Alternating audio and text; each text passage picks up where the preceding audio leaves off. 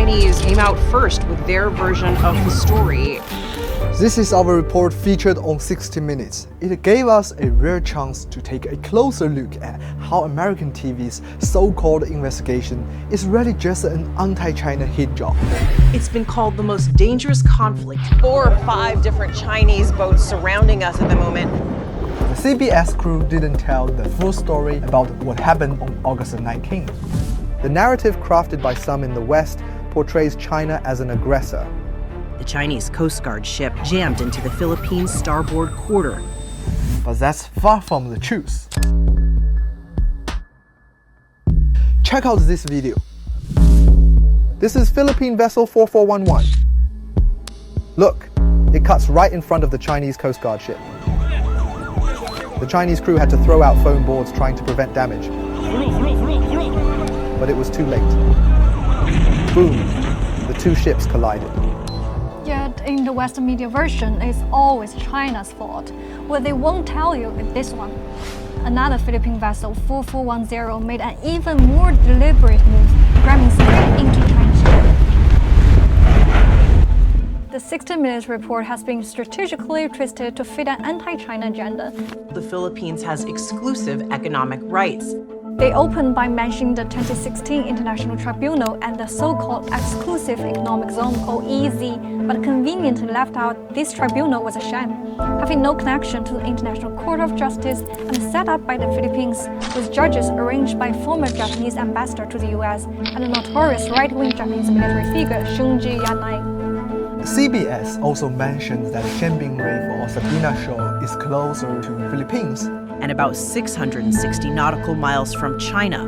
It is a tactic, but I'd like to remind them, Guam is closer to China than it is to the US.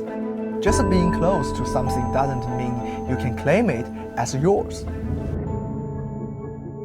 If you look at the historical treaty laws and maps from the Philippines and the US, you will find these islands were never part of Philippine territory. It's only in recent decades that the Philippines started making these claims. The report's bias is glaring. CBS says they didn't expect to be involved in an international conflict and that this was a routine supply mission. How surrounded we are by Chinese vessels, you can see. They know they well. Anyone who has studied the issue knows that these so-called supply missions are at the core of the tension between China and the Philippines. Philippine vessel 4410, 请立即离开. Who would call trespassing on someone else's territory a routine trip? Either CBS didn't do their homework or they are intentionally misleading their viewers. What's most concerning is the readiness of the Philippine side, aided by Western journalists, to turn this into a media spectacle. They were willing to provoke an international incident to gain political leverage. This was irresponsible, and the Western media played right into it. The interviewees in the 60 Minutes report were carefully selected. Ray Powell, for example, is a US military-funded figure known for leading gray zone disinformation campaigns about China in the South China Sea. Romeo Bronner, the hawkish Philippine military chief, was also prominently featured. Almost the whole day. Every time there's a collision or tension in the South China Sea, Western journalists are there. Last time it was CNN, now it's CBS. This is a pattern. We did not expect it to be involved in an international conflict. All we did was report the truth. But our report was used by the 60 Minutes crew to push a narrative that escalated tensions, rather than providing a fair and balanced account of what actually happened. Ironically, the 60 Minutes team said they didn't expect Chinese journalists to respond so quickly. Of course they didn't. They are used to bullying others without anyone fighting back.